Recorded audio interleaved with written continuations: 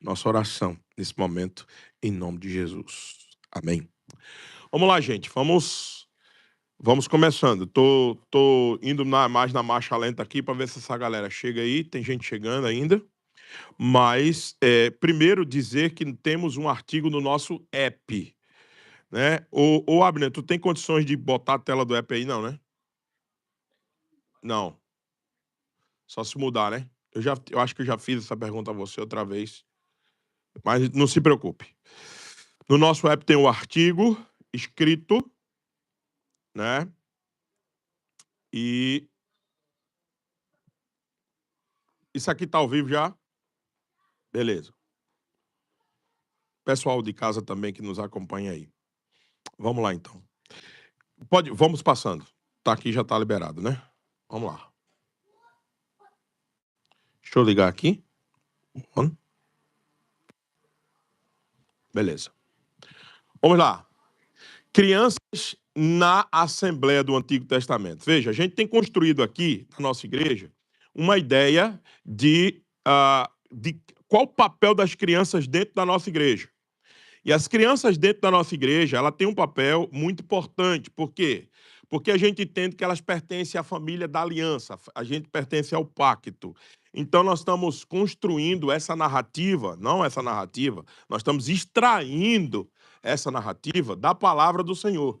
Então, nós temos dito aqui na igreja que o pacto, a aliança do Senhor foi feita com Abraão, desde Gênesis capítulo 12, capítulo 17, e o pacto foi feito para toda a família. Deus disse que queria ele e a sua casa. A gente vem dizendo isso já há um tempo aqui na nossa igreja. E agora a gente chega na pergunta importante do começo dessa lição. As crianças devem permanecer no culto? Geralmente a gente tem enfrentado essa problemática. Aqui, inclusive, já foi perguntado por muitos da igreja por que a gente deixa a criança no culto. Essa não é uma resposta que a gente dá apenas para algumas objeções que são feitas para nós. Por exemplo, alguém diz assim, mas por que elas não aprendem? Pastor, por que a gente deixa, por que elas não aprendem? Porque elas bagunçam, elas fazem barulho. Por que a gente deixa se não há nenhum tipo de ganho com isso? Nós geralmente dizemos isso, né? Então, a gente precisa entender que é um questionamento feito há muito tempo, inclusive dentro da nossa igreja. A gente não pode responder isso assim, por causa disso, disso, disso. Não, existe uma teologia bíblica toda por trás. E a gente quer lembrar que as crianças faziam parte do pacto também, né? Então, a gente vai responder essa pergunta hoje, nós não vamos fugir dela, e nós só estamos apenas dizendo que não é uma resposta que você diz de pronto, você precisa construir uma teologia em cima. E é isso que nós vamos tentar fazer aqui. Como era o comportamento das crianças? Como é que as crianças estavam... como é que elas... na verdade, qual era o lugar delas na Assembleia do Antigo Testamento? Queria que você abrisse a sua palavra, a palavra de Deus em Deuteronômio, capítulo 3, verso 12, e vamos ler o que está lá. Está aí na tela, mas eu queria ler o versículo inteiro. Você abra, por favor, Deuteronômio, capítulo 3, verso 12. Deuteronômio 3, verso 12. Se não tiraram da minha Bíblia, eu chego lá já já. É Deuteronômio, capítulo 3, verso 12. Alguém pode ler, por favor, para não só eu estar aqui. Tem um aqui, ó, Emerson. Emerson, tem um aqui. Isso. Rouvier, por favor, Deuteronômio 3, 12. 31, 3 não, 31, desculpe, 12. 31. Vamos ouvir a leitura do texto sagrado. Deuteronômio 31, 12. Ajuntai o povo, os homens, as mulheres, os meninos e o estrangeiro que está dentro da vossa cidade, para que ouçam e aprendam e temam o Senhor, vosso Deus, e cuidem de cumprir todas as palavras desta lei. De novo, Rouvier, em alto e bom som, por favor, isso é ajuntamento solene, isso é texto dentro de contexto. Quem é que está na Assembleia do Antigo Testamento ouvindo a pregação, a leitura da lei do Senhor? Quem é que está? De novo, Rouvier, por favor. Ajuntai o povo, Sim. os homens, as Hum. mulheres, os meninos e o estrangeiro que está dentro da vossa cidade, para que ouçam e aprendam e temam o Senhor, vosso Deus, e cuidem de cumprir cumprir todas as palavras desta lei. Onde era que a lei era lida? Onde era que a palavra era lida? Somente nas casas? Na cultura do Antigo Testamento. Veja, e mandou juntar o quê? O povo. Mulher, homem, menino. E as crianças estavam o quê? Presentes. Então, quando a gente deixa a criança no culto, nós não estamos inventando moda. Nós estamos tentando observar qual o modelo bíblico e o local dessas crianças no culto. Nós não estamos determinando porque a gente acha bonito. Veja outro texto, Joel, capítulo 2, verso 16. Alguém leia, por favor. Joel, capítulo 2, verso 16. Por gentileza.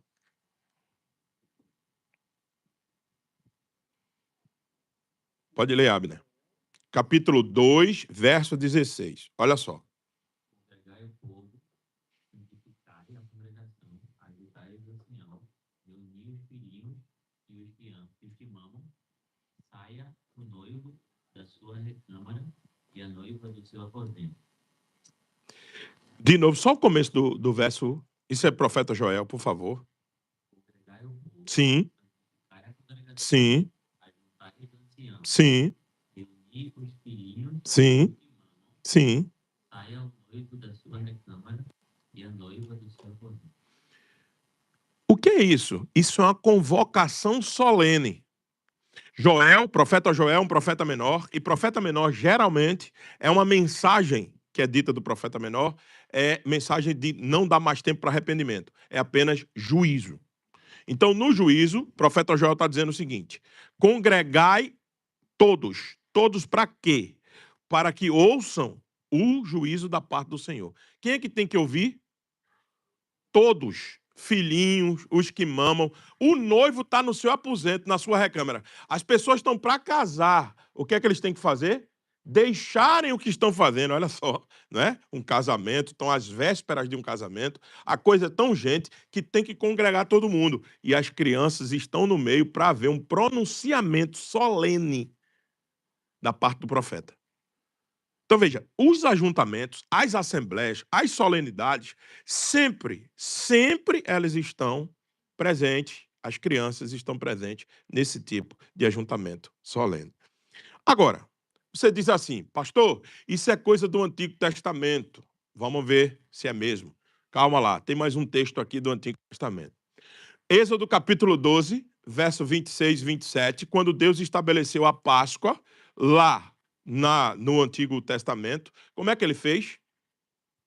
Alguém pode ler, por favor? Êxodo 12, verso 26 e 27. Só apertar embaixo. Tá mutado? Aqui. Então seus filhos perguntarão, o que significa essa cerimônia? E vocês responderão, é um sacrifício da Páscoa para o Senhor, pois ele passou por sobre as casas dos israelitas no Egito. Ele, embora tenha abatido os egípcios, poupou nossas famílias. Então todos que ali estavam se prostraram e adoraram. Exatamente, veja, era a instituição da Páscoa. O Senhor estava estabelecendo uma maneira que ia apontar para o sacrifício de Cristo. Veja, e nessa instituição, quem estava presente também, observando tudo o que acontecia, inclusive perguntando aos seus pais, quando vossos filhos perguntarem que rito é esse é o verso 27, certo? Vocês vão ensinar a eles o que é que está acontecendo aqui. O que está acontecendo aqui é algo perpétuo que aponta para Cristo. Então, entenda, Deus não criou uma cerimônia paralela para crianças na Páscoa. Deus não criou um espaço kids para criança ao redor do templo. Deus deixou todas as crianças no momento das solenidades do Antigo Testamento. Nós vimos isso em Deuteronômio, Joel, na instituição da Páscoa. O tempo todo, nos momentos mais cruciais, as crianças estavam presentes. Na leitura da lei, que a gente viu em Neemias 8, quando o pastor Maurício pregou aqui, ele destacou esse ponto. Então, nós vemos isso acontecendo o tempo inteiro no Antigo Testamento. Aí você diz assim, então, pastor, para quê? E para quê? A frase principal aí. As crianças aprendam a cultuar participando do culto. Como é que elas aprendem a cultuar se elas não cultuam? Como é que elas aprendem a cultuar se elas não participam do culto?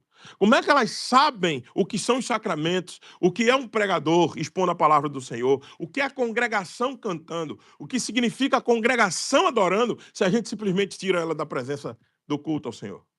Como elas vão aprender isso? Vão aprender como? No Kids? Elas aprendem fazendo, elas aprendem cultuando, elas aprendem adorando, exercitando, né? Então, esse é o princípio bíblico, da teologia bíblica, fazer com que elas aprendam assim. Aí você diz assim, não, mas isso era coisa do Antigo Testamento, pastor. Isso era coisa do passado, não dá mais, as crianças mudaram, comportamentos são outros. Vocês pensam que as crianças de lá eram tudo santinha, né? Não, todas comportadas demais. Nada, nenhuma delas tinha problemas que a gente enfrenta hoje. Não, eram crianças. A dinâmica era a mesma.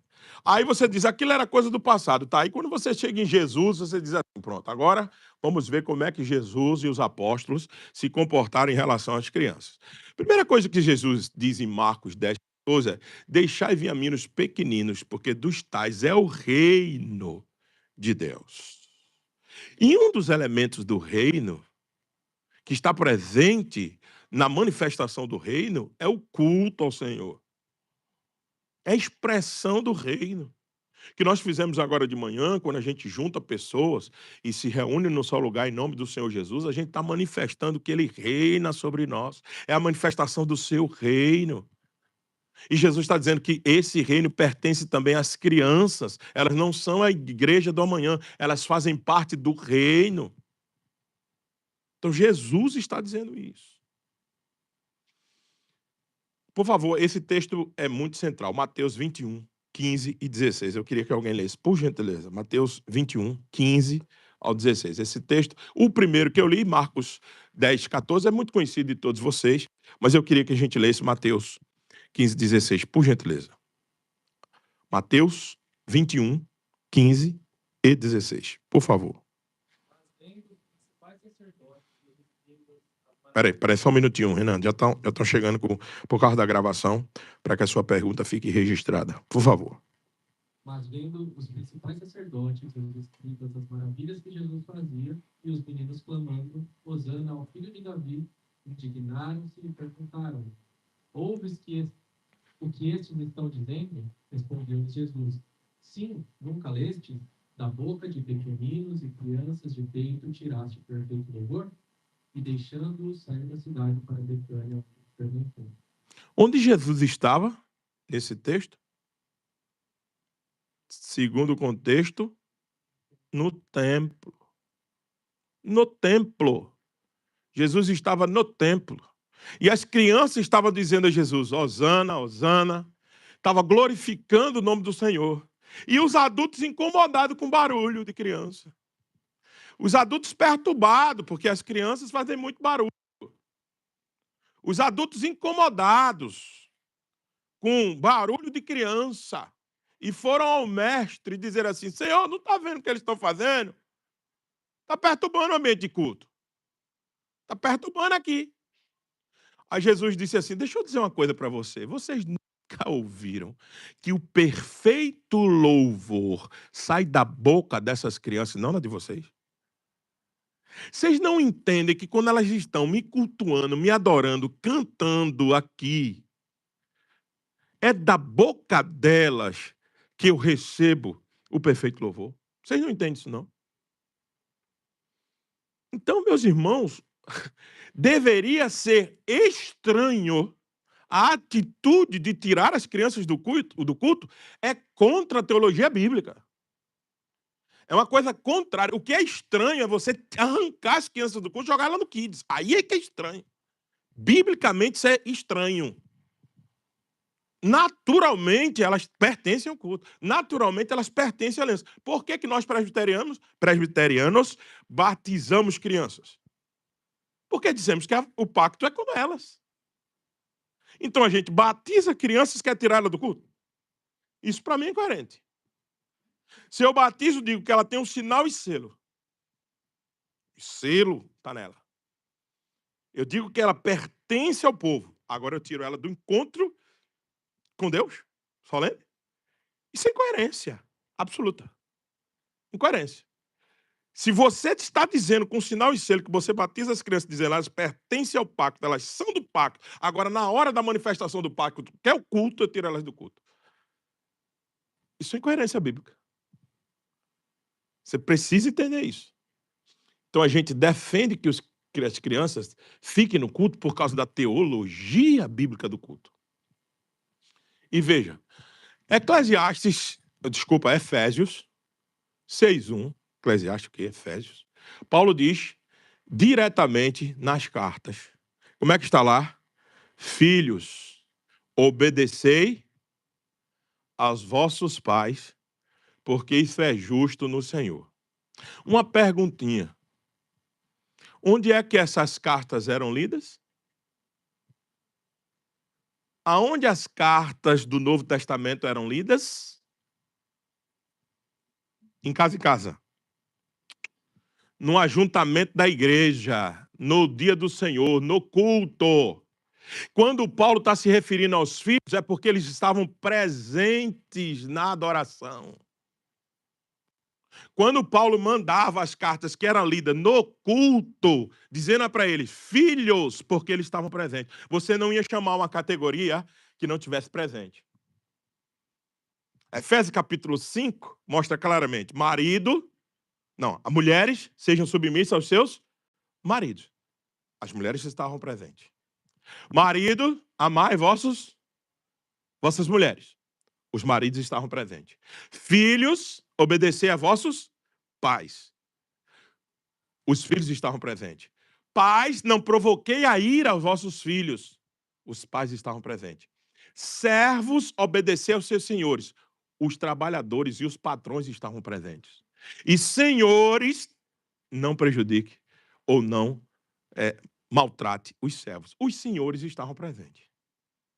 Então, por que a gente diz que todo mundo está presente na hora que a carta está sendo lida e os filhos não estão? Teologia bíblica séria, que se faz com teologia bíblica séria, você não tem respaldo bíblico para arrancar a criança do culto. Você não tem. Bíblico não. Você pode querer por causa de invencionice da gente hoje, que a gente não quer ver barulho de menino. A gente não quer ver essas coisas. Mas eu vim desde o Antigo Testamento, passei por Jesus e agora estou nos apóstolos. Mostrando para vocês que todo mundo tinha consciência de que os meninos tinham que estar no culto. Obrigado, Luan. Que os meninos tinham que estar no culto. Não há dificuldade da gente ter essa compreensão na teologia aberta, uma teologia bíblica aberta como essa que a gente tem. Então, na teologia da aliança, o esquema é mais ou menos o seguinte, ó.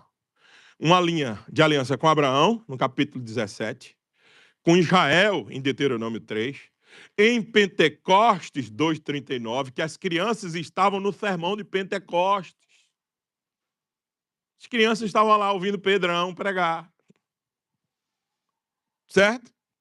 E também, como igreja visível, quem é a igreja visível? Diz a nossa confissão de fé no capítulo 25, na seção 2, quem é a igreja visível? Respondendo, a confissão de fé diz, os crentes e os filhos dos crentes, que são a igreja visível, fazem parte da igreja. Então, logo, os filhos sempre estiveram incluídos na aliança, e o culto é a expressão máxima dessa aliança do Senhor. Você pode tirar os meninos da grande festa, da grande celebração, que tem que ser o culto.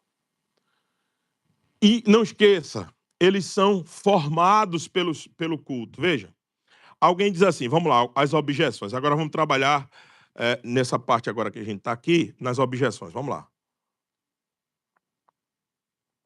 Alguém diz assim, mas pastor, veja, a gente entendeu a teologia bíblica, realmente. É verdade. A gente tem respaldo para deixá-las no culto. Mas, pelo amor de Deus, pastor, elas não compreendem nada. Elas ficam aqui, pastor, pintando desenho. Elas ficam aqui assistindo no app. Elas ficam aqui com o YouTube, pastor, aí que os pais e as irmãos dão. Pastor, não está tendo produtividade nenhuma, pastor. Não está tendo produtividade alguma. Eles pintam qualquer tipo de coisa. Eles estão com a cabeça na nuvem. Eles não estão compreendendo nada. Observe uma coisa. Primeiro, para você fazer uma afirmação dessa, Você tem que conhecer verdadeiramente o que você está dizendo. Crianças, geralmente, elas aprendem não só quando elas estão paradas e prestando atenção, ligadas, 40 minutos que elas não conseguem isso, mas às vezes elas estão em algum outro tipo de atividade e elas estão pegando tudo. Quem aqui é pai sabe disso. Já teve às vezes que está ali do lado, depois eu vou falar sobre esse tipo de atividade. Eu não estou como é que fala? Avalizando, obrigado. Eu não estou avalizando essa questão de ter app aqui dentro, folha para pintar. Não, não é isso que eu estou dizendo. Eu estou trabalhando agora a compreensão infantil. A compreensão infantil não é dada necessariamente somente quando eles estão com um comportamento adultizado, olhando para frente e prestando atenção em tudo. A compreensão infantil se dá de várias maneiras, tem vários sensores. Ele não só tem a vista, ele tem o toque, ele tem a audição. Eles estão capturando tudo, eles são uma esponja aberta, eles estão pegando tudo. Quem aqui já não teve a experiência de ter com um menino do lado seu, que parece que ele não está muito ligado na pregação, e de vez em quando ele fazer uma pergunta para o pai e para a mãe, que é da pregação? Quem aqui já passou por isso? Eu já várias vezes. A Kelly, muito mais, que eu vivia sempre em púlpito, né? Kelly dizia, rapaz, essas meninas parece que a gente pensa que elas não estão ligadas, mas elas ouvem tudo. Uma vez, eu não sei quem foi, se foi Sofia ou foi Maria Vitória, que disse assim a Kelly, papai só vive falando isso. Aí porque ele olhou e disse, falando o quê, minha filha? Isso aí que ele diz na pregação, ele vive dizendo em casa todo tempo. Kelly tomou um susto e disse, oxe, essa menina está prestando atenção. Está prestando atenção. É lógico que está. Então o culto é formador, ninguém aprende matemática sendo excluído da aula. A compreensão é progressiva. Você quer que o menino chegue aqui e se comporte como adulto? Desde o começo do primeiro culto que ele frequenta? É óbvio que não. Ele vai aprender a se comportar estando. Vai sendo uma questão mais progressiva. Eu não sei vocês, mas eu tenho sentido, claro, talvez é a expectativa ingênua do pastor, mas eu tenho sentido, por exemplo, que nossas crianças vêm melhorando no comportamento do nosso culto aqui. Essa é a visão que eu tenho. Eu estou dizendo que os pais estão sabendo fazer, aí é outra coisa. O que eles estão fazendo está certo, aí é outra coisa. Mas, pelo menos a mim, que estou pregando, me incomoda muito menos do que quando a gente começou. E eu sei que incomoda alguns de vocês que estão mais aí perto do que eu. Eu sei disso. Mas o que eu estou querendo dizer com tudo isso é que há uma progressão, há uma melhora que a gente vai percebendo aos poucos. É lento, mas a gente vai percebendo. A outra objeção comum, eles causam muita distração, pastor. É muito ruído, é muito barulho, é muito chiado de menino dentro da igreja. Veja, deixa eu dizer uma coisa para vocês. A coisa mais triste para mim é quando eu chego numa congregação e eu vejo ela morrendo e está sentado dentro dela um monte de irmãos com a cabeça bem branquinha, com as irmãs com a cabeça toda grisalha, e eu não vejo nenhuma criança. Isso é sinal que eles estão morrendo. O barulho de criança é o ruído do sinal que a continuidade da aliança está acontecendo. Não rejeite ruídos e barulho de criança no culto ao Senhor, pelo amor de Deus. É eles que vão continuar esse culto, é eles que vão assumir o ministério de louvor, é eles que vão assumir o pregação, é eles que vão assumir a liderança dos jovens, é eles que vão assumir o presbiterato, o diaconato, é eles que vão assumir tudo isso, gente. Quem é que vai assumir? Se não são eles, não é? Então, por favor, entendam que esse tipo de ruído é incômodo, mas a gente precisa, às vezes, ter mais um pouquinho de paciência, porque eu quero ver uma igreja viva e não uma igreja morrendo. Eu prefiro que tenha crianças do que não tenha crianças. Eu prefiro que a gente escute e tenha que lidar com esses barulhos do que lidar com um monte de cabeça branquinha aqui, já pensando só no dia que vai morrer. Certo? É a realidade de muitas igrejas que está acontecendo hoje. Agora, eu estou dizendo com isso que a gente está dando um ok para a forma como as crianças ficam no culto? Não. Não. Agora nós vamos ter que entrar numa questão mais delicada. Eu estou dizendo que está ok as crianças vir para cá e estar assistindo a série no YouTube? Não, não está ok isso. Eu estou dizendo com isso que as crianças devem ficar aqui assistindo qualquer tipo de coisa, ou rabiscando qualquer tipo de desenho, ou brincando com qualquer brinquedo que não tenha nada a ver com o culto? Não é isso que eu estou dizendo. Só para que elas se intertam, para que elas fiquem caladas, para que os adultos possam cultuar? Não é isso que eu estou dizendo. Não, nós precisamos melhorar essas coisas. E como é que a gente melhora? O primeiro passo que a gente dá para melhorar o comportamento deles no culto é voltando com uma atividadezinha que a gente perdeu há muito tempo de fazer, chamada culto doméstico. Você quer melhorar o comportamento da sua criança aqui, queridão?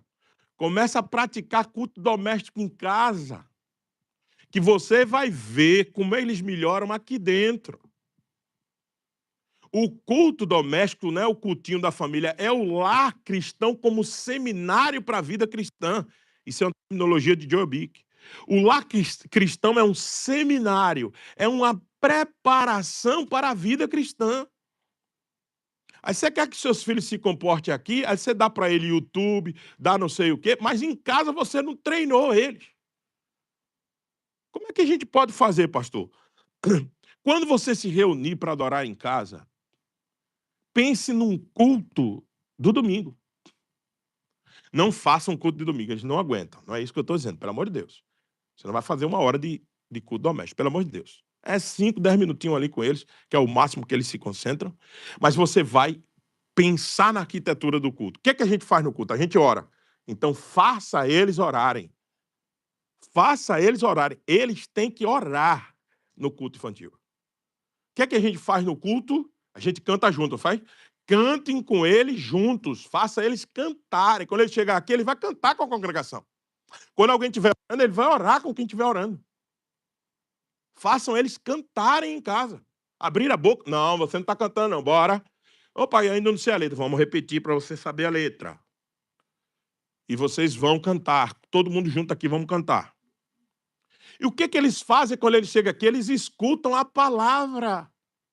Então, quando você ou sua esposa abrir a Bíblia para pregar para eles, eles não podem fazer absolutamente mais nada. Eles têm que estar concentrados em você e dizer assim, para de escrever, para de olhar para cá, pergunte para mim.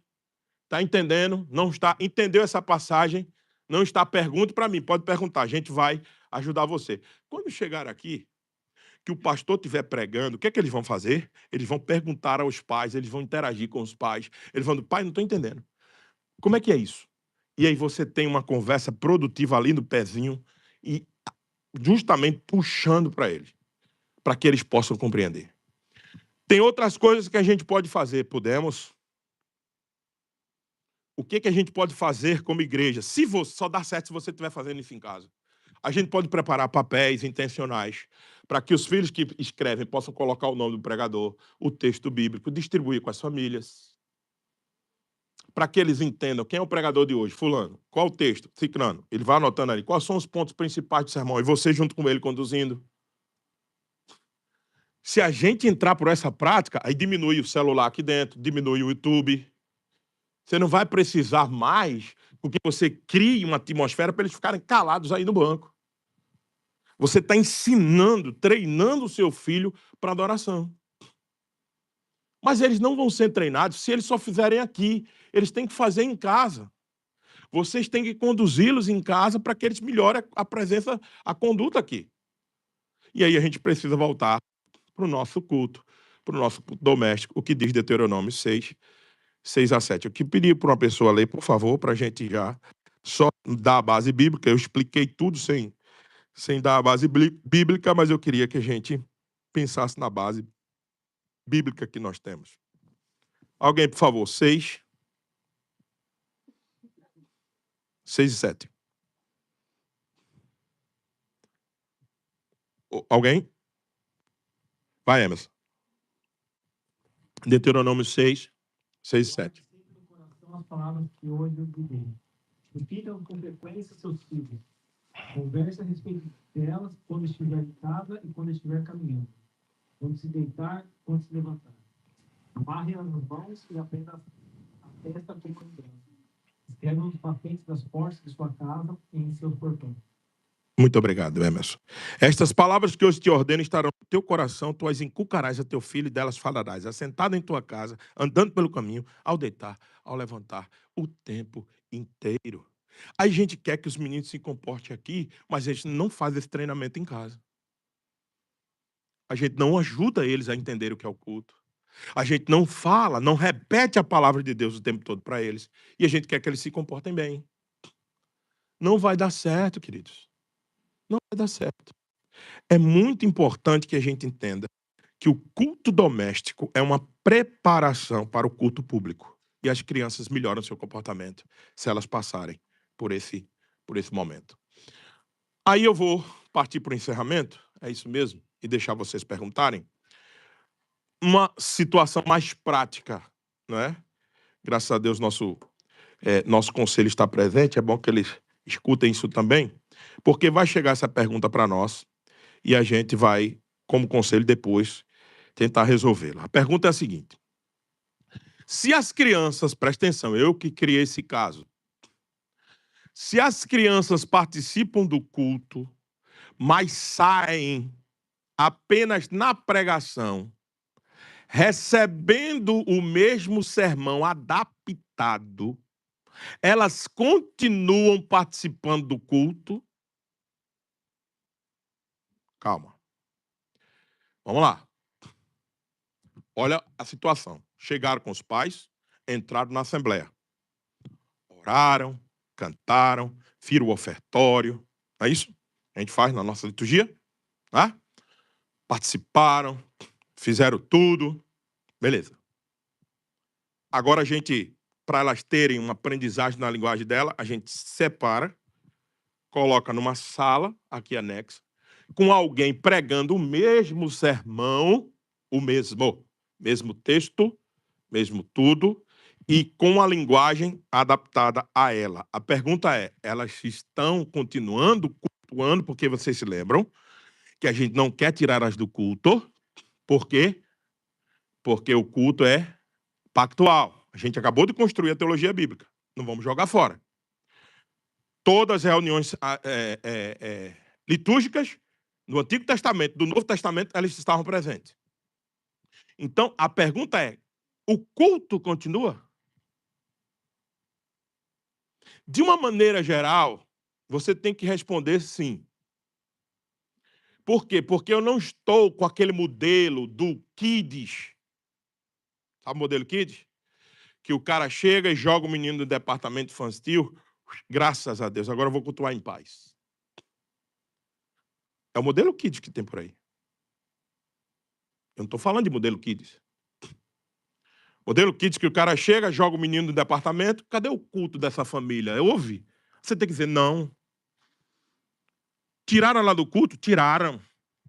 É contra as escrituras? É. A gente acabou de dizer isso aqui. Já mostrar biblicamente isso aqui. Estou respondendo por aquilo que a gente estudou. Eu não estou falando do modelo Kids. Estou falando quando elas entram como família no santuário. Quando elas cantam junto, quando elas oram junto, quando elas participam do ofertório juntos. Quando elas participam de batismo juntos. Elas vão ver o batismo. Sacramentos acontecendo. E aí você retira só uma parte para poder, na linguagem delas, no entendimento delas, um pastor ou alguém treinado para pregar o mesmo sermão que a família vai ouvir juntos. No sentido amplo, sim, porque eu não estou imitando o modelo Kid. Há uma participação delas no culto congregacional. Elas participaram do culto congregacional. Elas entraram no culto congregacional.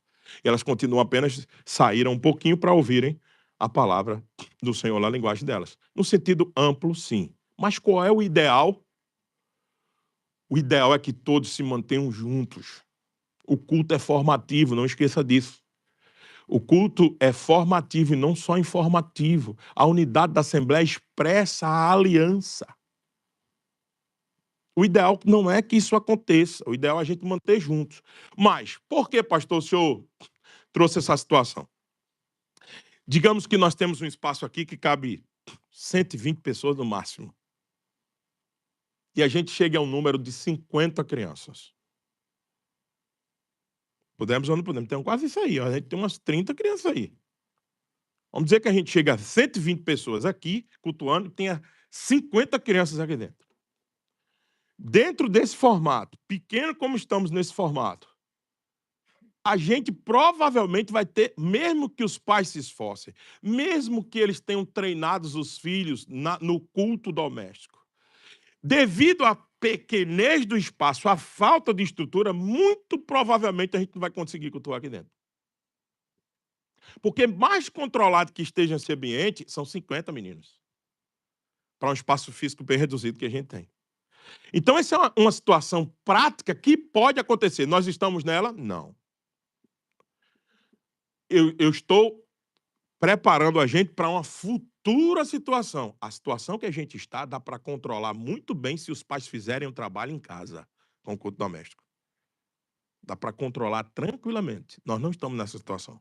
Agora, se a gente chegar nessa situação, lá na frente, aí quem tem que tomar a decisão é o conselho. Olha lá, quando o espaço e o número exigirem, o conselho deverá tomar a decisão que preserve o quê?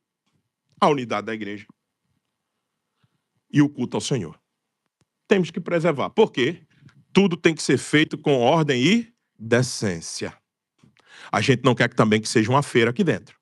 A gente também não quer que que seja um carnaval.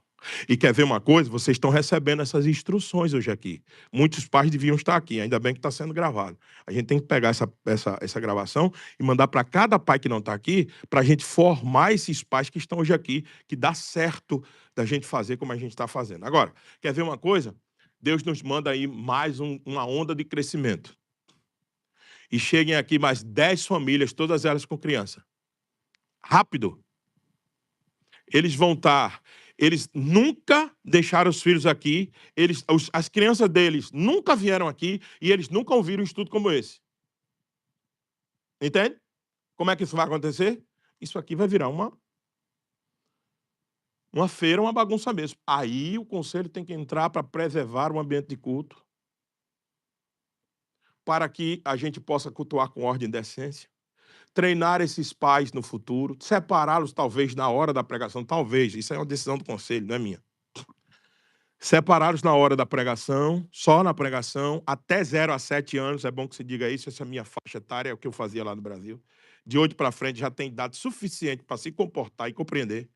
Então, eu acho que a gente está falando de uma faixa etária aqui bem específica, que tire-se e que aplique-se a palavra no coração dele, para quê? Para que a gente possa manter o ambiente em ordem e com decência. O alvo é os filhos crescendo como participantes integrais do culto. Essa é a meta, esse é o objetivo, esse é o desejo.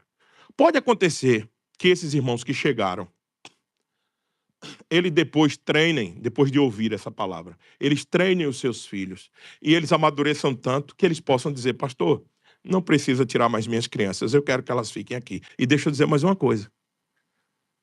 A igreja jamais deve obrigar um pai a separar os seus filhos na hora do culto para ir para o departamento, para receber uma palavra. Isso não é obrigação. Os pais podem dizer, os meus não vão. E eles estão certos. E eu vou apoiar esses pais. Porque eu treinei os meus em casa, pastor. Pode deixar que eu me garanto. Estão certos. Eu treinei os meus em casa. E nós não vamos poder dizer nada para um pai desse. Vai exigir que ele tire o seu filho? Vai dizer que ele está errado? Então, isso tudo tem que ficar claro para nós, para a gente saber como se comporta. Nós não queremos tirar filho de ninguém do culto. Pelo contrário, os filhos são da aliança. Se eu batizo eles, eles têm que estar no culto. Se eu digo que eles são da aliança, por que eu tiro eles do culto? Isso é incoerência. A gente já viu toda a linha bíblica. Agora, pode chegar momentos, por falta de preparo de algumas pessoas que cheguem até nós, que a gente precisa fazer isso. E se precisar, é o conselho que vai tomar a decisão. Não sou eu, e aí com calma, no momento certo. Mas a gente não podia, por isso que a gente, como conselho, dá essa palavra final para abrir para vocês perguntarem. A gente não podia, como conselho, já separar as crianças, porque desde que começou esse trabalho, que a gente vem fazendo a aplicação das crianças na hora da pregação, a gente chama as crianças aqui e aplica no coração dela. Desde que começou. Desde o primeiro culto nós fizemos isso. Novembro de 2023. Agora não podíamos chegar aqui e dizer, olha, a partir de hoje as crianças vão para o departamento sem ter passado por tudo que é criança, a família do pacto, a crise na paternidade. Está tudo escrito, está tudo no app. Se você não leu, volta lá e lê. Está tudo gravado. Se você não assistiu, volta lá e assiste. Nós estamos fazendo nosso trabalho, educar toda a igreja no sentido do que é criança. Se vocês não aproveitaram, infelizmente, mas tem os recursos para você voltar e ler e assistir. Mas nós estamos fazendo nosso trabalho, porque a gente começou dizendo que criança pertencia ao culto. A gente não podia agora simplesmente dizer assim, saiam. Não. O pastor endoidou. Ele dizendo que os meninos pertencem ao culto aqui, ele prega para os meninos, agora eles tiram na hora da pregação. A gente tem que agora ensinar porque a gente sempre deixou no culto e dizer que a gente quer continuar deixando no culto. Que a gente não tem objetivo nenhum de tirar do culto. Não é o meu desejo. Agora, pode chegar em situações que outras igrejas nossas estão vivendo, que o ambiente fica descontrolado e tem, infelizmente, atrapalhado até o pregador. E aí, se chegar num ponto como esse, o conselho vai ter que intervir para ver o que acontece. Agora, não é kids, pelo amor de Deus. Não é cultura kids. Cultura kids não é bíblico. De chegar aqui, pegar o menino do departamento kids e fica lá e só pega, você só sai, o queridão só pega depois que ele vai para casa.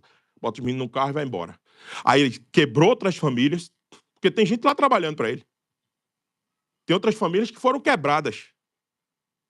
Deixaram de cultuar.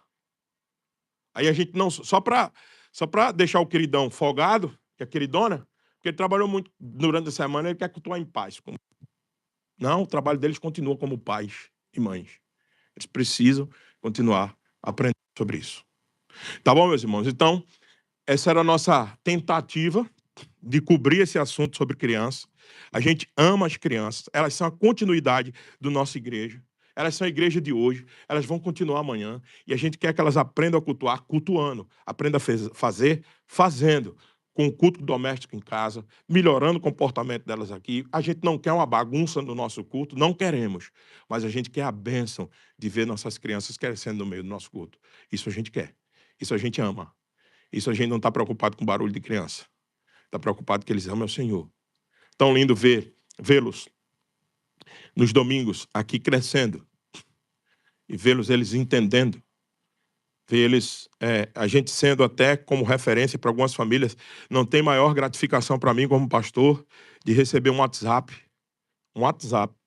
da vida, de uma foto de uma das nossas crianças, não vou dizer o nome, uma das nossas crianças, ela num centro, ela tem 4 anos de idade, 5 anos de idade, no centro vestido de Spider-Man, com a palavra de Deus aberta e mandando a família se sentar porque ele vai pregar.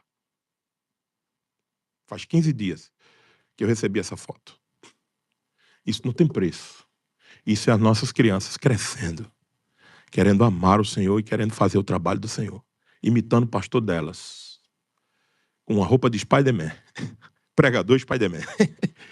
E mandando a família sentar-se ao redor e ele pregando. Para mim, isso não tem preço. Para mim, é sinal que nós estamos fazendo trabalho direito. Ah, pastor, é porque o senhor não vê a bagunça aí atrás. Eu sei que tem. Mas nós estamos ensinando para que melhore. Estamos ensinando para que se corrija. Estamos ensinando para que as famílias cresçam. Tá bom, meus irmãos? Então, essa palavra que a gente queria deixar de incentivo, de encorajamento para todos nós, mas vamos abrir aí para algumas perguntas. A gente ainda tem um tempinho para isso. Por favor. Alguém gostaria de comentar, participar ou perguntar? Fique à vontade.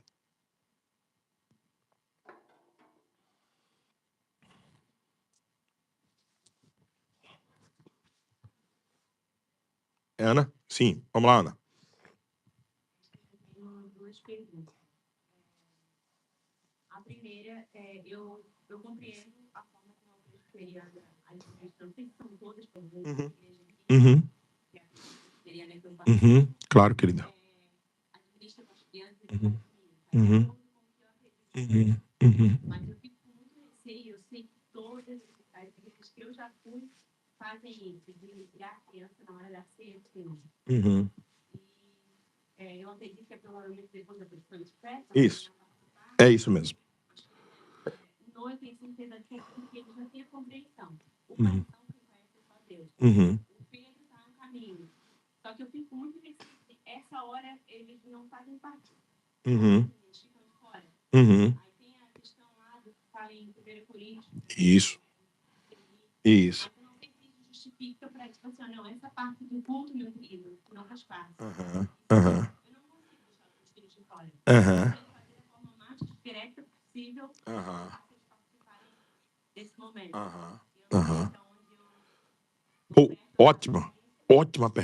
Ótima pergunta. Sim. Com relação, se acontecer isso, por exemplo, Sim. no presbitério decidir separar as crianças, ou o que está acontecendo nesse exato momento, elas estão todas lá. Eu sou professora da turminha de 9 a 11, de 7 a 9 anos. Sim. E não passei por nenhuma avaliação. Uhum. Isso me preocupa. A respeito se eu realmente professor eu tenho conhecimento, se eu tenho habilidade para isso, eu confesso que eu tenho receio de hoje separar os meninos lá nesse momento. Porque eu sei que agora no culto, para os adultos, não é qualquer um que vai e prega na frente. E isso é excelente, tá certo? Mas para as crianças, eu não sei se essa responsabilidade está sendo tomada. Claro. Não, ótimo. Me preocupa, não sei se todos, e não é com julgamento. Não, claro. Tem capacitação para estar lá. Ótimo. Agora, nesse momento, os meus filhos, sei lá o quê. Ótimo. Perfeito. Que bênção, Aninha, você ter essas preocupações. Vamos por partes, 2 perguntas extraordinárias sobre criança. Primeiro, a primeira delas é até hoje um cavalo de batalhas entre nós presbiterianos. Até hoje. Não vou dizer, eu não tenho a pretensão de esgotar, eu vou dar a minha opinião. Mas eu quero ser honesto, que tem muitos cabras bons, teologicamente e biblicamente, que defendem crianças participarem da ceia do Senhor. Cara bom. Eu estou confessando isso. Certo?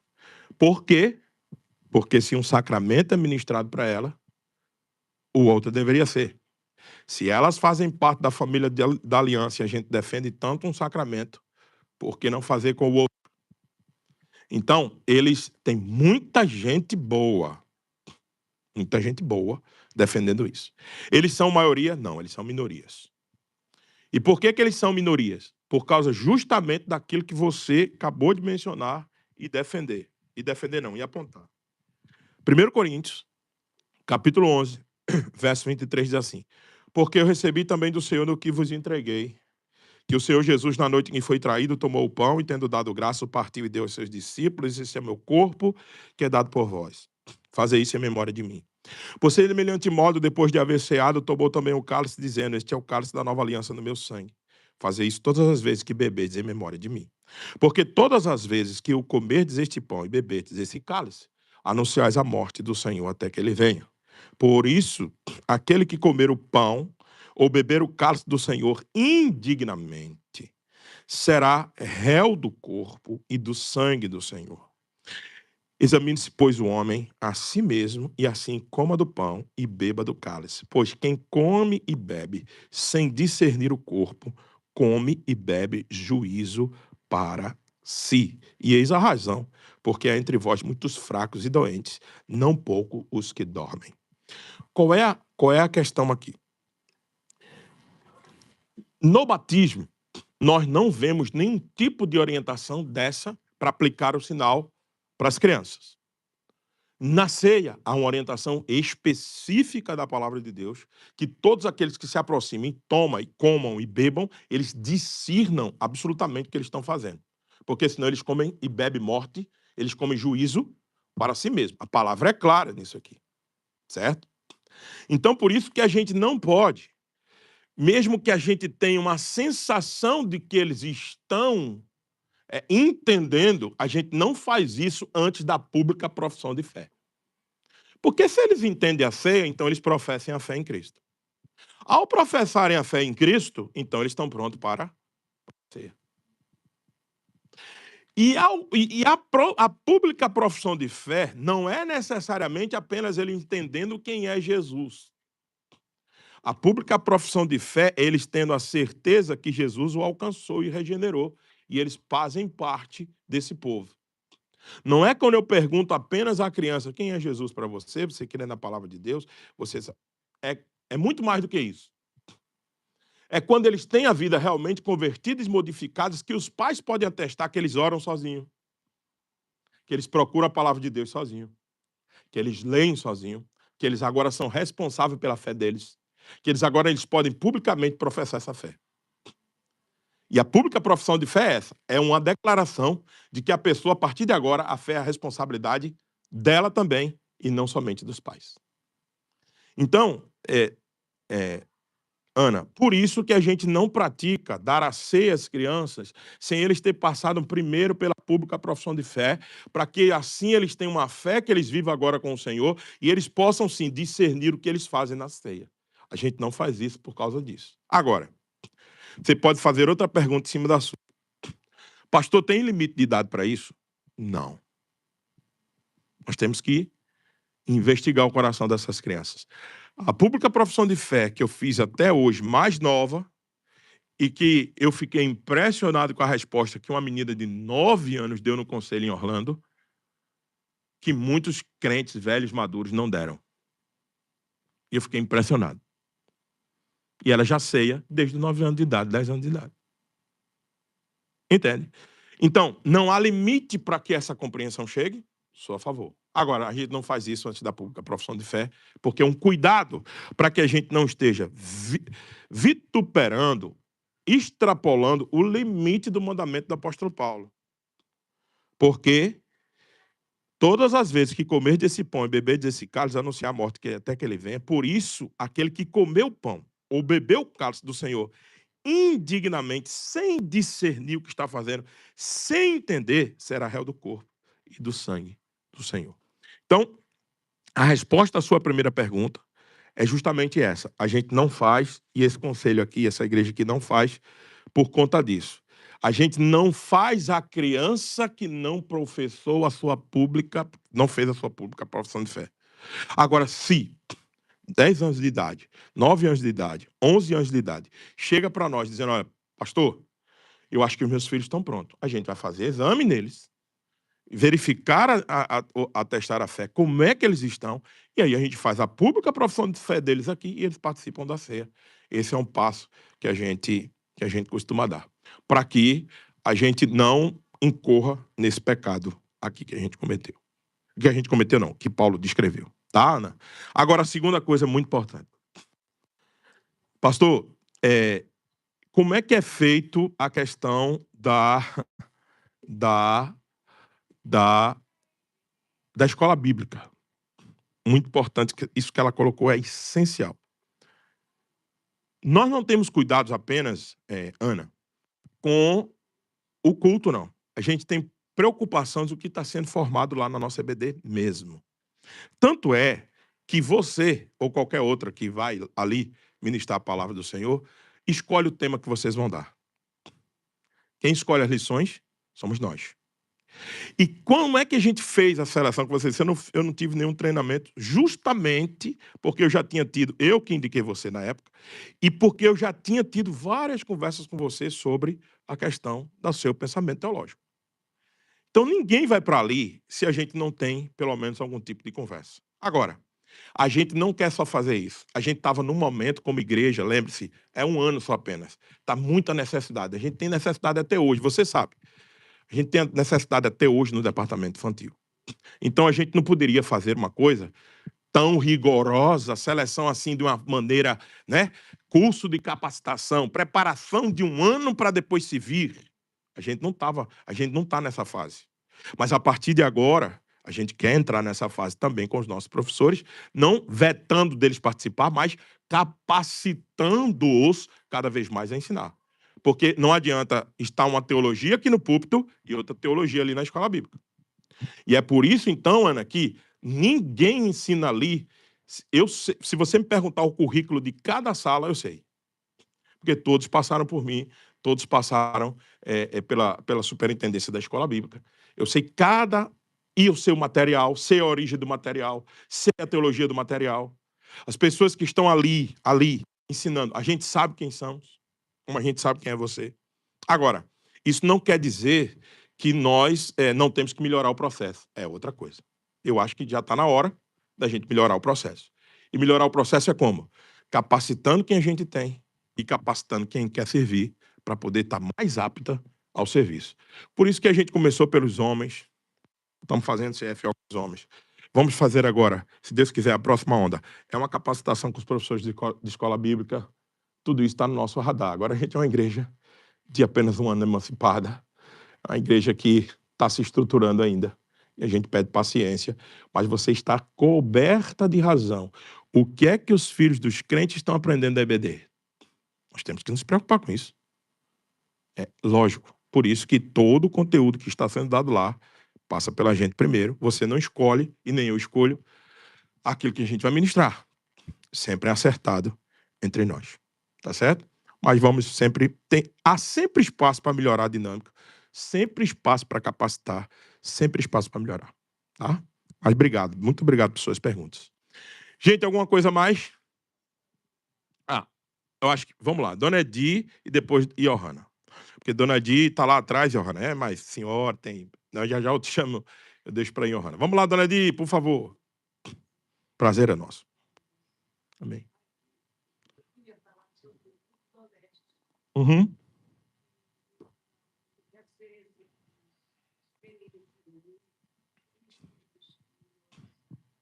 Uhum. Amém. Amém. Amém. A continuação da igreja e fazer eles participarem, orando, na Bíblia, Amém. já com maiores, né? Querer gente. Uhum. É verdade. É triste. É o testemunho de Dona Edi. Eu acho que... Minha mãe tinha até um castigo pra gente, para os estudar, que era copiar texto bíblico. Ô, rapaz, castigo bom. Copiar. Agora consolar os irmãos dele. Mesmo depois de uma tapa um no outro, né? A tapa um no outro, aí depois era esse versículo. Muito bom, muito obrigado pelo seu testemunho, irmã Edi, que muito nos alegra e nos incentiva a praticar esse culto em casa. Está aí um dos frutos, o presbítero Anderson. Diga, irmã Johanna, por favor, querida.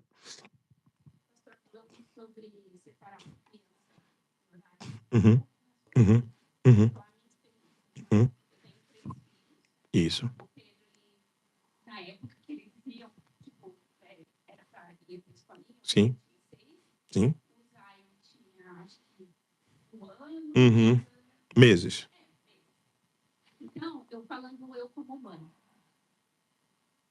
A gente sabe que, tipo assim, muito pouco. E muitas das vezes a gente vai ter um tempo de parar na hora do culto. É verdade. É verdade. E aí é muito complicado falar que, tipo, não é bíblico você Uhum. parar criança. Uhum. Sim, claro. Uhum. Muitas vezes, não é porque, tipo, a mãe vai lá e deixa a criança Uhum. e pega a Uhum. Uhum. mas, às vezes, é o único momento que ela tem para ela Uhum. falar, ela orar, ela Uhum. Uhum. E a Uhum. igreja, tipo, se esse suporte. Uhum. Uhum. E também acho que também é útil, porque Uhum. às vezes não vai ter essa separação, às Uhum. vezes vão ficar no culto, Uhum. mas a mãe não para e o pai Uhum. pode sair, ou a mãe fica aquela Uhum. Uhum. andação. Uhum. E tem irmãos que têm problema tipo, de atenção. Uhum. Isso não é que a Uhum. pessoa é chata ou ela quer. Uhum. É Uhum. porque Uhum. mesmo tem Uhum. Uhum. se tiver muito barulho, alguma Uhum. coisa já me distrai, então Claro. Uhum. Então, assim, falando da questão, Sim, claro. foi muito útil Uhum. ter esse apoio. Claro. No Uhum. meu caso, tenho 3 filhos. Uhum. Porque era o único momento que eu podia ir parar no Uhum. Uhum. Então, Uhum. aí eu não sei. Claro, claro. Veja só, Johanna, eu agradeço você compartilhar a sua experiência, que dá a oportunidade da gente sempre voltar a um princípio muito caro a nós. Veja, não é as nossas experiências que definem o que é certo e o que é errado. A gente condiciona nossas experiências àquilo que Deus estabeleceu que é certo e que é errado. E eu não estou querendo dizer com isso que a gente é insensível a uma mãe que trabalhou a semana inteira, lutou, aquela coisa toda. Eu acho que a gente tem outros meios do que logo tirar as crianças. Por exemplo, numa igreja madura, e é isso que a gente espera que aconteça, uma mãe que tem 3 filhos, ela não pode, ou que tem 5, como a nossa querida Roxane, ela não pode dar conta de tudo, mas tem mais mães maduras na igreja que pode acalmar um, ficar ali pertinho, ajudar outro. Eu acho que a gente tem outros recursos de fazer. Claro, isso custa tempo, maturidade e tal, do que simplesmente separar os seus filhos de perto de você para a gente ter um sossego dos seus filhos. Entende? É muito complicado essa motivação. Para mim, soa como a gente estivesse tirando um problema que não são, que Deus já chamou de bênção, de herança do Senhor, para estar no meio do culto, para a gente agora simplesmente se livrar de um problema de barulho de organização. É muito complicado a gente ter isso biblicamente. Agora, a gente tem que, como igreja, ser sensível a esses problemas. Quer ver outra coisa? Tem crianças hiperativas. Tem crianças com problemas com doenças mais sérias, mais graves. Aí, nesses casos, a gente pode sim ver. Aí como eu disse, Johanna, sempre é o conselho que vai gerir essas situações. Pode ver em alguns casos de crianças mais graves, neuroatípicas, por exemplo, e a gente tem um ministério diferenciado, especial para elas, inclusive na hora do culto. Aí é uma coisa. Aí são exceções que a gente pode ter por causa de problemas que a gente vive na realidade de hoje, que talvez os crentes do passado não tiveram, né? Então, mas aí é um ou outro caso, uma situação ou outra específica que o conselho pode manusear. Eu não sou contra isso. O que a gente não pode é esquecer do ensinamento bíblico. A gente defende tanto as escrituras como a base de nossas ações, que a gente não pode apenas... Eu tenho medo na discussão, Rona, é pejorativizar e tratar a coisa assim como jato como certo, que é melhor tirar, é melhor, né, colocar, do que a gente enfrentar outros processos de maturidade como família, de amadurecimento da questão do culto doméstico, de amadurecimento das famílias no tratar dentro da igreja, ter mais sensibilidade com aquelas que têm mais crianças, ou que têm problemas neuroatípicos. Então, eu acho que a gente... Se lembra, na pregação eu disse que os sofrimentos da gente não é só para trabalhar em nós, é para trabalhar em todo mundo que está ao redor. Então, como igreja, a gente tem que crescer todo mundo junto para ajudar as famílias que estão aqui. Eu não quero apenas dizer que cada um se vire e toma o seu problema, não. Não. De jeito nenhum. Acho que isso não é um sentimento de corpo, não. Sentimento de corpo é ver que aquela mãe que tem mais filhos, aquela mãe que tem um neuroatípico, uma situação mais diferenciada, a gente se prontificar e ajudar e criar programas, talvez, para eles, nesse sentido. Claro, Emerson. Uhum. Pegando a questão da Johanna, que nós temos 3 filhos, e nós saímos desse contexto Sim. era um espaço literalmente, eles comiam, brincavam, então assim, realmente não era ensinado as coisas acerca de Deus. Então ele concorda com o espaço aqui. Mas nesse contexto, como para a presbiteriana, onde também tinha separação. Tinha. E nós sentimos que nossos filhos aprenderam demais. Porque, por exemplo, como é que você vai explicar para ele tem uma fala profissional, que não se falava assim, na cabeça deles mudavam, não é? Sei. Então lá eles tinham essa linguagem, eles saíram de lá muito fortificados, e eles agitados, nós fizemos isso, aprendemos sobre isso, aprendemos sobre Jó, Amém. e eles iam conversar isso com a gente, então eles saíram totalmente edificados. Então, eu sei, a nossa experiência não define, mas pegando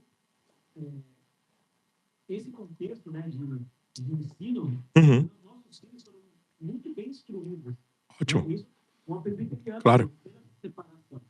Então, não era aquela coisa assim, chega, deixa eles lá. Depósito de criança. Então, livres para cultuar, não era isso, mas eles participavam, o cântico, tudo, tinha essa palavra também, a oração pela criança, depois disso, antes de começar a palavra. Isso. Então, para eles, né? E depois do culto a gente discutia sobre o assunto que eles então isso para nós foi muito bom, eles aprenderam muito Uhum. em relação a isso. Uhum. E aí vai uma pergunta que é, por exemplo, minha filha tem 10 anos, né? Uhum. Vamos supor que ela tivesse 8 anos. Uhum. E tem assuntos que eu estou tratando aqui Uhum. que, ao meu ver, Uhum. são assuntos introdutórios de uma criança, uma menina de 9 anos, que eu não gostaria, por exemplo, que ela soubesse com 8 anos. Uhum. Traição, sexualidade, Uhum. pode ser falado entre nós. Uhum. Nesse caso, como que a gente poderia fazer? É um pensamento errado, porque já introduzir ela a uma traição, um tema, né, de traição, Uhum. sexualidade, Uhum. que você queria tratar, Uhum. né, com 8 anos, que é uma coisa que Uhum. é uma coisa que você acha Uhum. que gosta, e Uhum. agora está aprendendo. Como que a Uhum. gente poderia fazer nesse ponto, sendo já está nesse mesmo contexto, Uhum. e a gente tem os adultos, isso sim, ó, tem adultos, Isso. sexualidade, Aham. Nós temos que, nas suas duas observações, a gente tem que começar estabelecendo que a gente está falando de culto sem desprezar EBD. Veja, a, a gente é a favor não, a gente já abriu a possibilidade de uma conversa, e o conselho é que vai definir isso, sobre situações que a gente vai precisar, talvez, separar na hora do culto. Beleza, esse é um ponto. O segundo ponto, quando você diz assim, foi o tempo que eles mais cresceram, eles têm EBD para crescer. A gente não está tirando a oportunidade deles terem um ensino na linguagem deles. A gente prepara toda uma estrutura de ensino, está ali, está sendo feita agora, toda a estrutura de ensino para que eles tenham essa compreensão e que eles cresçam. Que eles cresçam. A gente está falando de culto como formador de adoradores e não necessariamente de mentes teológicas. A gente falou que o culto é formativo nesse sentido, de comportamento litúrgico, para que se adore ao Senhor. Outra coisa, a questão que você mencionou de assuntos. Veja, esses assuntos, sexualidade, outras coisas, no culto, você menciona isso muito perdidamente e com uma coisa assim bem en passant, porque a gente respeita os visitantes que estão aqui, a gente faz discussões mais profundas na EBD. E a EBD eles não estão aqui, eles já estão separados em outro lugar. Entende? Então, assim, eu não vejo que o ambiente de culto é perigoso para alguma coisa que algum pai não queira que o filho não escute. Entendeu? Eu não acho. Eu acho que o culto é totalmente... Veja, o culto é a exposição da palavra que é aplicada ao coração do crente. É isso que vai ter. Por isso que a gente não abre para perguntas e respostas no culto. Porque é uma coisa, aplicação. Mais o texto bíblico, leitura, explicação e aplicação. E isso. Agora, quando a gente faz estudos mais profundos, que a gente vai precisar usar linguagens não tão, né, adequadas para algumas crianças, a gente sempre já tem ela em outro ambiente e a gente já faz EBD com isso. Entendeu, Emerson? Então, isso é muito tranquilo. Não estou dizendo com isso que não vai chegar uma hora que talvez o conselho tenha que fazer como a gente via muito no Brasil. Deixar cultuar. Até fiz uma pergunta nesse sentido. Deixar cultuar até a hora da mensagem, depois separar para a aplicação. Eu não estou dizendo que isso um dia não possa acontecer. O que eu estou dizendo é que o culto não é esse ambiente agressivo à formação das nossas crianças, de jeito nenhum. E que existe a EBD, Escola Bíblica Dominical, que é preparada para que as crianças também cresçam na aprendizagem. Né? Diga, Carol, por favor.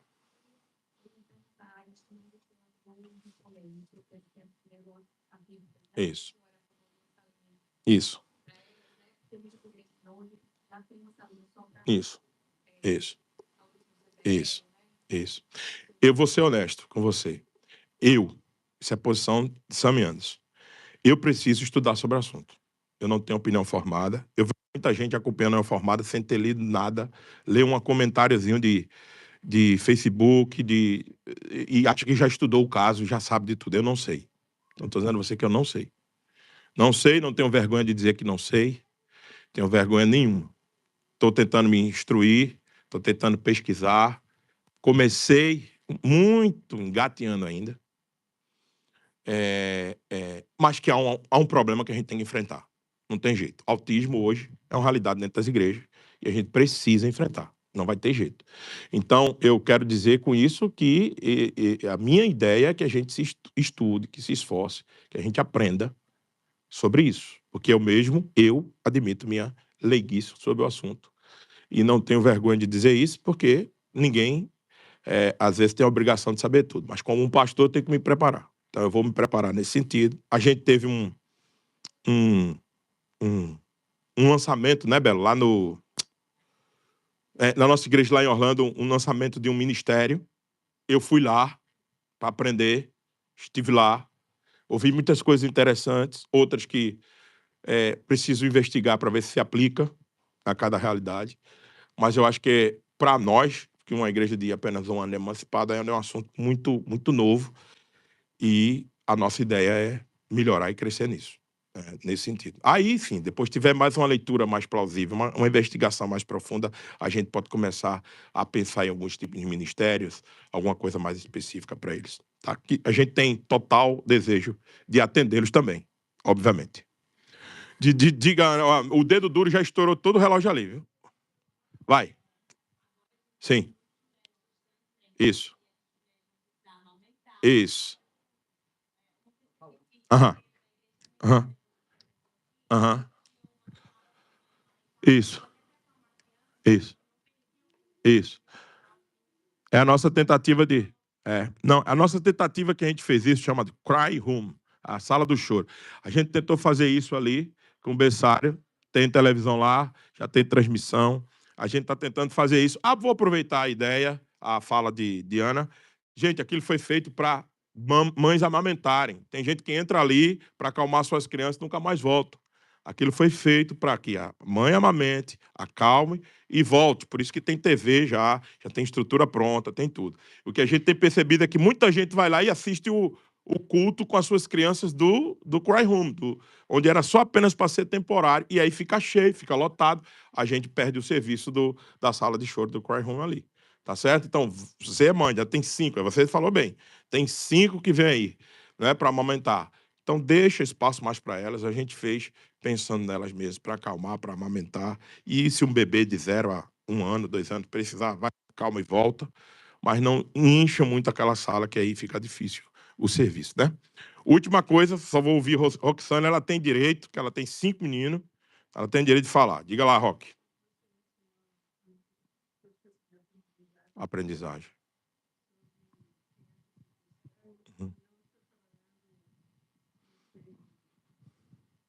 Tá. Pode falar, Rosa. Eu tô ouvindo. Ótimo. Ótimo. Ótimo. Estou fazendo. Ótimo. E no trabalho que eu vou fazer ainda. Com certeza vai nos ajudar, Roque. Mesmo que eu tenha feito curso, que eu estou trabalhando com eles. Tem hora aqui. É um processo de aprender. É verdade. Mas é muita paciência. Muita. Perseverança. Sim. Então, sou feliz de ver. Ótimo. Obrigado pelo seu testemunho. Obrigado por você estar estudando, Roque, se preparando. Com certeza a gente vai precisar conversar muito sobre isso aí, tá bom? E ajudar a gente nessa tarefa tão importante de cuidar das nossas crianças. Gente, vamos ficar de pé? Não dá mais não. Não dá mais, já são 1h20.